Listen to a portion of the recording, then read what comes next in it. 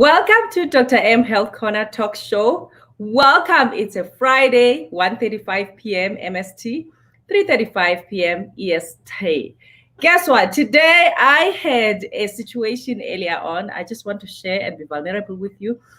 I was ready to go, and for some reason, something happened on the show, but I had to restart and come back here.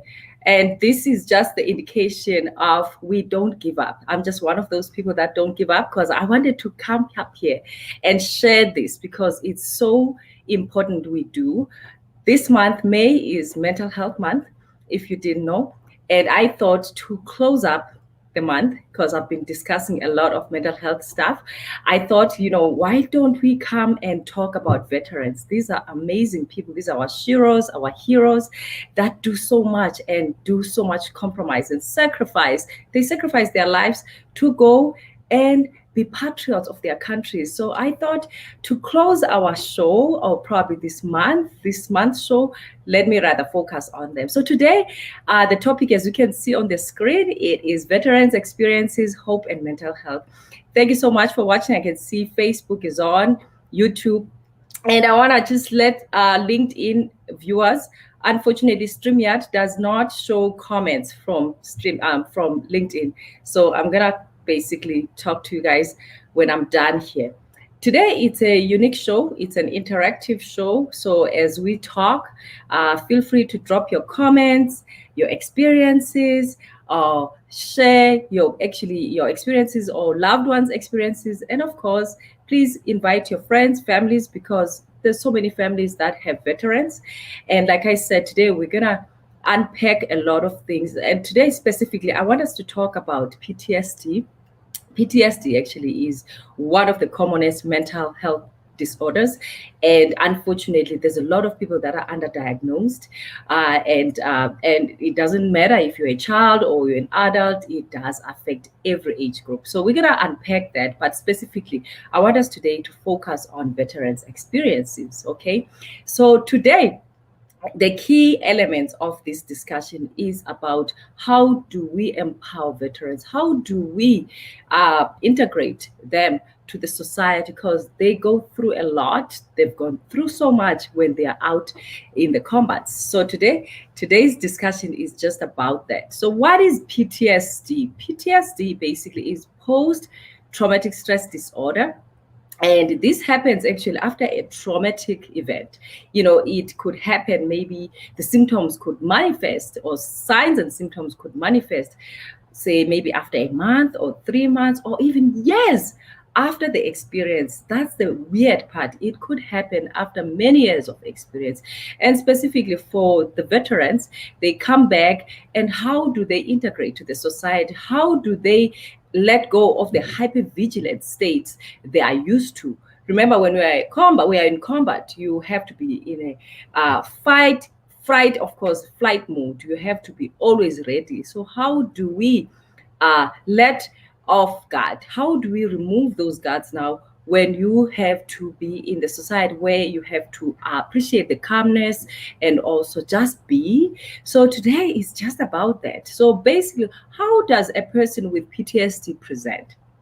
So we're gonna start there. Thanks, I can see people are watching. So basically, PTSD is, like I said, post-traumatic stress disorder, where people, they experience two things. All right, there's mobilization or immobilization of your nervous system. So when you experience this, say you are out in the war, there's of course shooting, there's deaths, there's fire, there's so many things that get copied into your brain. And I also want to specify that not every person who goes to the war has PTSD or will develop PTSD. I guess it depends on person to person. So these experiences, these unpleasant experiences you get to witness or be part of, they can change the course of your life. Like I said, you have all these fight or fright mode. You are ready to go. You are hyper vigilant. And actually, there's also so much that you experience, say in your sleep. You experience all these flashbacks. There's intrusive thoughts that come to you. you're sleeping, there's just no rest for you, like emotionally. You are very hypersensitive, and also even your mood can change. People with PTSD can suffer from depression and anxiety. You are quite anxious all the time. Just that hyper frozen state. Sometimes you become numb. So it's very important to have a very supportive family or a spouse or children. But here's the thing about PTSD: it can also extend to the family. Your spouse living with you, because you have changed. A lot of people, they change, their personalities, their behaviors change. And of course, even the way you think or the way you view, there's a lot of guilt, there's a lot of shame. And of course, it affects even how you view yourself. There's that negative self-talk. So truly, like I said, it's important to have very supportive family, people that will hear and understand you and give you space to be and also be expressive. All right.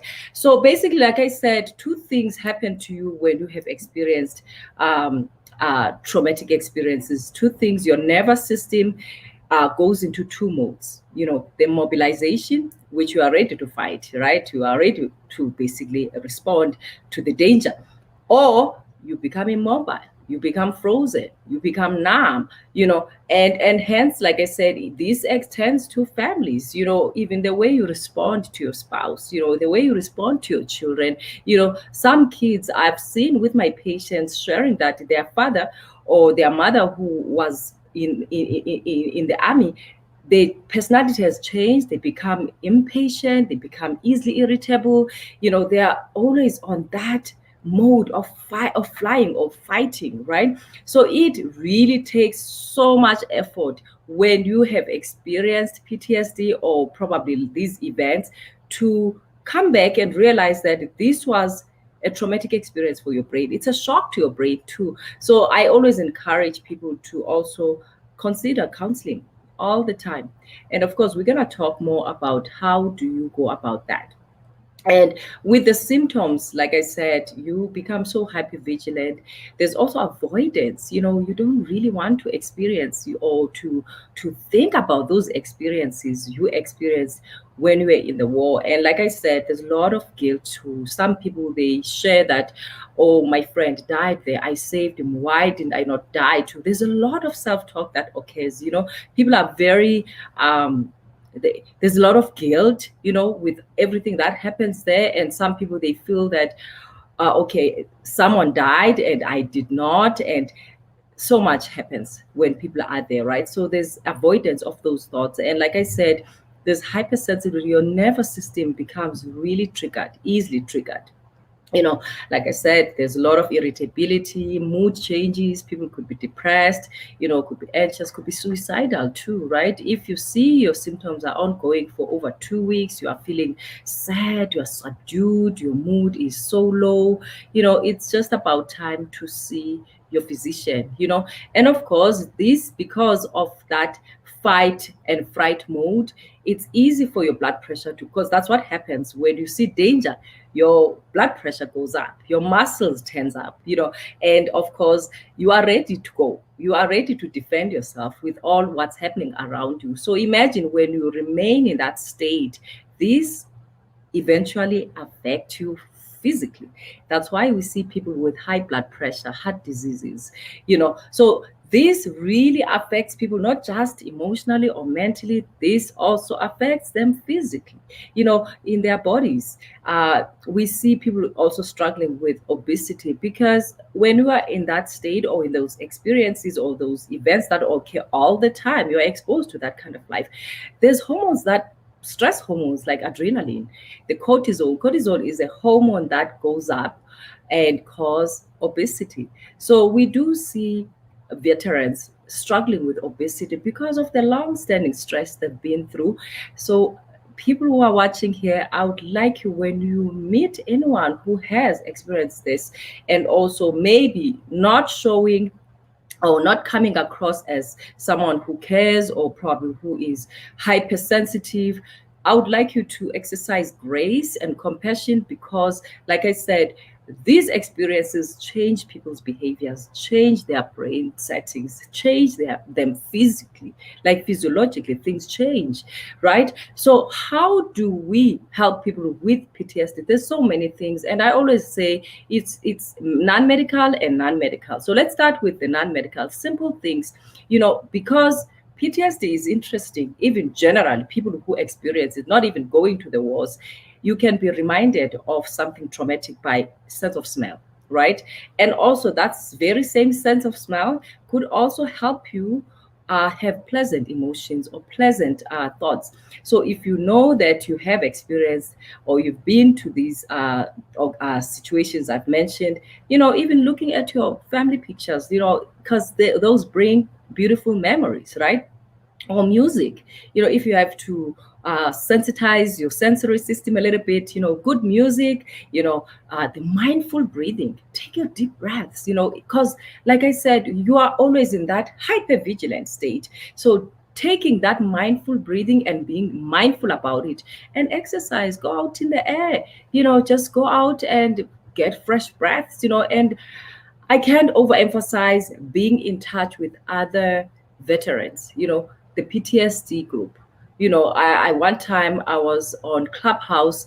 One of the speakers in one of the groups I was in, he is a firefighter. He mentioned that there's not even uh, they at workplace they don't even have a place where they could actually decompress and talk about the experiences they're experiencing. Because I always say people that go to the war, I mean, they do have some similarities with the firefighters because you go and be exposed. They are the first responders, right? So they are also in that state of shock all the time. They're always ready to act, and hence, unfortunately, these people, they tend to have coping skills which are very unhealthy. Either they drink a lot, or they do drugs sometimes, or even nicotine, they're smoking a lot because people are trying to escape from the pain of thinking or overthinking those experiences. All right. So, like I said, it's very important to have that support around you, the support that would help you also understand when you have your lows, because some people, they actually do well for some time, and then there's usually another, people, they just re-experience even if they have gone for counseling. And specifically for counseling, we do recommend the type of counseling called cognitive behavioral therapy that helps with that mindset reset. You are taught, you are given new skills and tools to rethink the situation that we're in. And also, like I said, usually there's those flashbacks. People wake up from their dreams, the nightmares.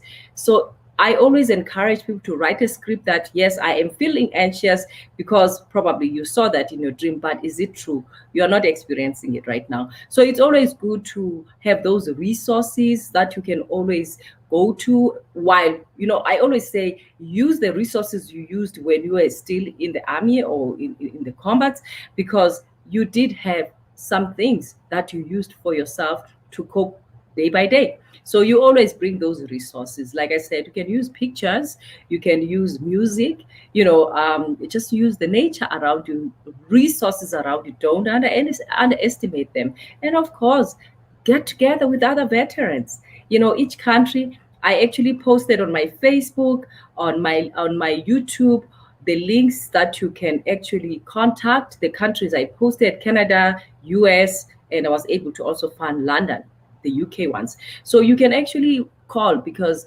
people with PTSD and also who have experienced all these severe, gruesome experiences, they do have suicidal thoughts a lot of times. And actually, not only just anxiety, they actually even the type of anxiety where they have social phobia. They are scared to be, in public. So this can actually affect relationships. Imagine when we are married and you are unable to show up, say to family events or friends events. This affects relationships. I've seen people divorcing because the spouse has become very impatient or gave up because for years has dealt with this. So we need to be gentle and be compassionate, and more than anything, also the spouses or the children affected, we always encourage they need to go for counseling, because you're gonna need to do that. as your spouse coming back from these experiences, they bounce back. Today they are happy, they are going well with everything, but next week they could be in another place, a very deep, dark place. So you need to also have tools and skills for how to cope with that, right? As a spouse or children, it is very traumatic, because I've seen also children of veterans getting depressed or also having PTSD by mere fact of living with him or her. So this is a very serious issue, and unfortunately, a lot of times, because of how men are raised, a lot of them, they don't even seek help. I mean, countries, they do provide centers and of course the hotlines for them to contact these places, but some people, because of how they are raised, as a man, you find yourself taking that leadership even for your own health, even for your own health. And remember, we need to always remember that if you are not a mental health expert, you cannot treat yourself. So are the mental health experts. I cannot treat myself as a physician. So we always need to remember that you seek help and you ask for help. And for those people that are around, these people, always have that ear to listen. Don't necessarily have an advice for them. Sometimes they just want someone to listen, not necessarily looking for solutions.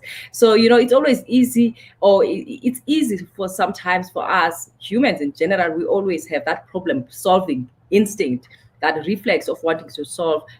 These people, sometimes they just need your ear and just your presence to just be there and create that safe place, so that when they come out of their shells, they can feel safe to share. And all the time, when you go to these groups, sometimes you don't necessarily have to re-experience these events by narrating them. You don't have to, because that could also cause a lot of trauma to re-experience them. So when you go, a lot of times, some people, they feel that they don't want to go because they don't want to re-experience or retell the stories. You don't have to. Find your tribe, find people that you can trust, relationships, natural relationships. And people who are watching here, if you have a friend who has this experience I'm talking about, reach out, because they tend to be in shells.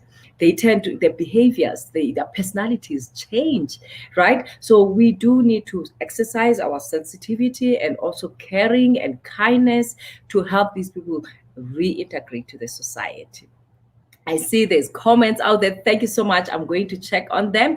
And with the type of therapy, I mentioned CBT, which is cognitive behavioral therapy, which helps with the skill set and also tools to help veterans with new set of thoughts. How severe it was before. When you have CBT tools, it does help you with the coping skills, not to make it as severe as it was. And of course, it needs an expert, trauma focused CBT expert who can help you with that. And of course, there's also another way of therapy, which is called EMDR, which is eye movement desensitization, reprocessing of trauma. So that it's a fun and it's quite an interesting therapy modality where eyes basically are moved the way that would reprocess that trauma, because eyes communicate with your brain. It's quite an interesting technique. So that is used. And of course, I mentioned in the beginning that people, they also suffer from depression and anxiety. So if it means you have to go see your physician, your nurse practitioner, and of course, a lot of times people are advised by their psychotherapists, to consider medication, because this can be hard on your well-being and your day-to-day living. People have depression, anxiety, suicidal thoughts. So it's always advisable to consider antidepressants, which fortunately antidepressants and anti-anxiety medications, they seem to be basically the same types of medications. And of course, it depends on how your system accepts the medication. So it needs your openness and the willingness to be on them, right? And some medications don't work well, so you choose another type of medication. You work well with your doctor or your nurse practitioner to help with that. And of course, this is an ongoing situation.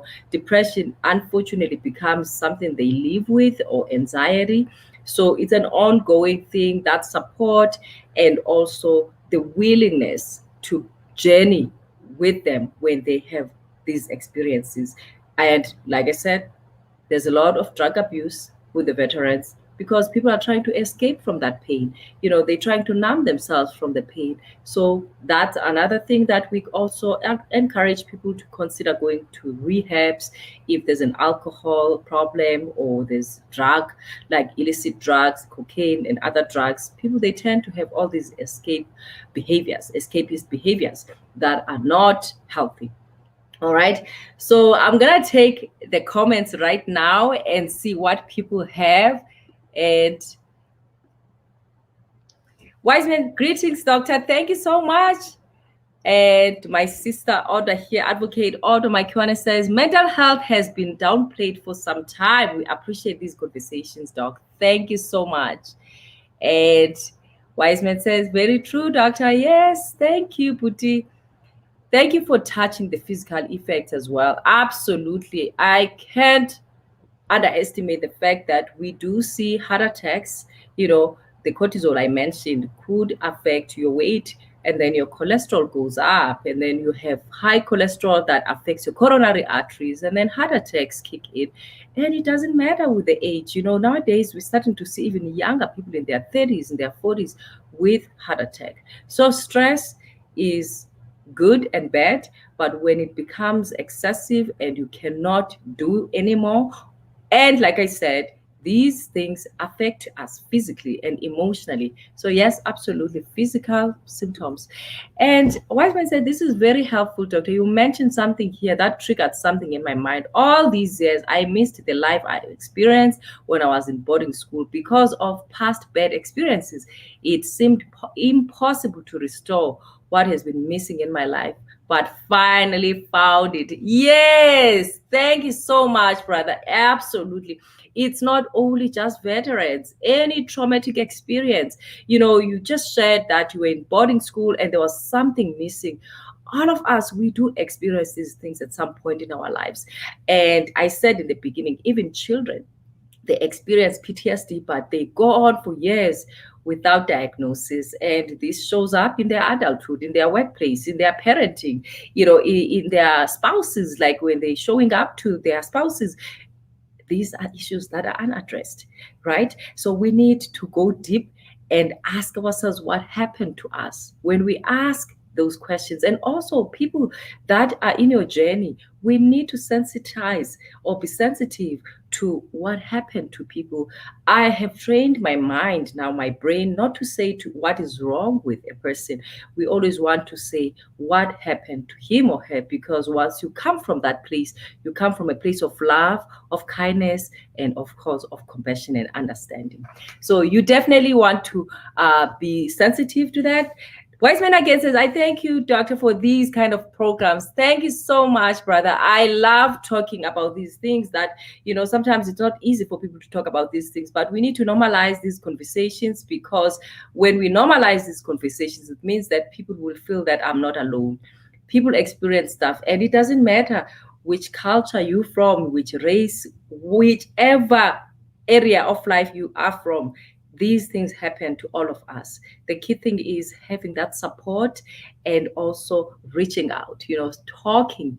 And again, I mentioned there's many groups, there's veteran groups, there's PTSD groups. Join. Social media has these spaces.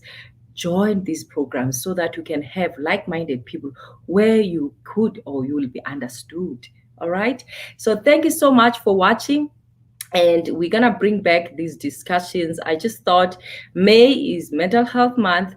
It's important to close with a bang and also bring such a topic, because veterans, I just admire and I celebrate their lives for sacrificing. I have patients that share their stories that go back to 30 years. People have served all that long. So it is our responsibility as a society, when people reintegrate to the society, to show that kindness and the care and the loving, understanding, compassion to these people, because not everyone could go to such an extent and sacrifice their own lives, but they have chosen to do that. So it's very important for us to come from that place of understanding that not everyone would do such a job. There's a book I'm reading actually by Louis Hose. He talks about the mask of masculinity, how every man, when they grow up as boys, everyone wants to kill lions and do all these big things. But really, in real life, do you really want to go out there and be in the war? Those are the questions that we need to ask ourselves. And also that actually helps us to be more sensitive and be more compassionate when we put ourselves in their shoes. So I want to thank you, everyone who came here and watched and joined me in the conversation. Let's have these conversations. COVID-19 has helped people to come out of their shells. Men, I'm starting to see men speaking more about their emotions, which is just beautiful. There's nothing that warms my heart more than seeing a man who is vulnerable, who shows his pain when he's hurting, because we heal when we share these stories.